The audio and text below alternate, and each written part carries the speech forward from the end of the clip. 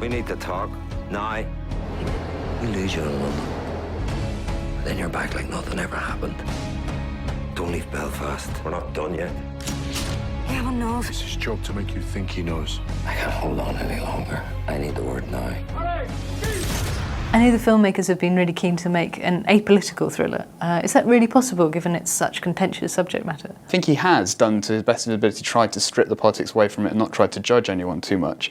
But it does feel like there's a little bit of a hole in it because you're expecting him to make some sort of statement, even at the end.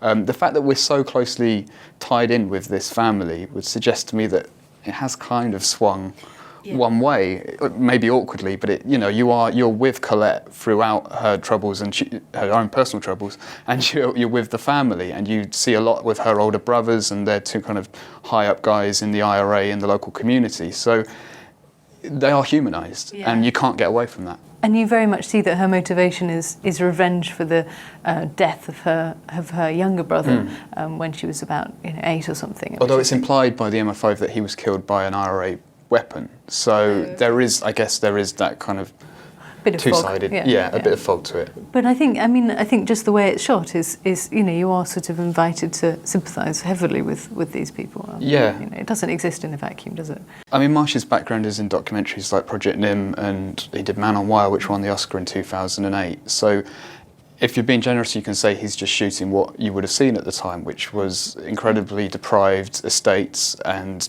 kind of grey skies and not much money about. And it looks beautiful, this film, I thought. It really takes you into that world and steeps you in this atmosphere that they're living in. It is incredibly well shot. And I mean, I think we should also say, I really liked it. I thought it was really good. I loved it. I thought it was great. It was a great film. One bit that I really liked was the kind of government office scenes where Clive Owen is wandering around in a fug of cigarette smokes like something out of Red Riding, and they're kind of shouting at each other, and there's that bureaucracy of office life, but it's done so much better and so much more realistically than something, say, like The Bourne Legacy, where they're kind of frantically swooping around and picking up phones and telling people to track secret agents. It's this very kind of almost beige look at clandestine work that really worked for me. Yeah, and you've got the sort of 1993 Amstrats that they're kind of looking at files on, and it's done perfectly, and it does have that documentary thing. It's done without the kind of overt stylishness of something like Tinker Tailor, the remake, from last year. It's really gripping.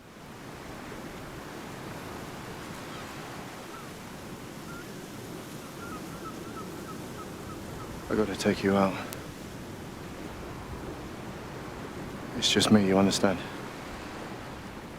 They've got their own agenda, so if I take you out, we're on our own.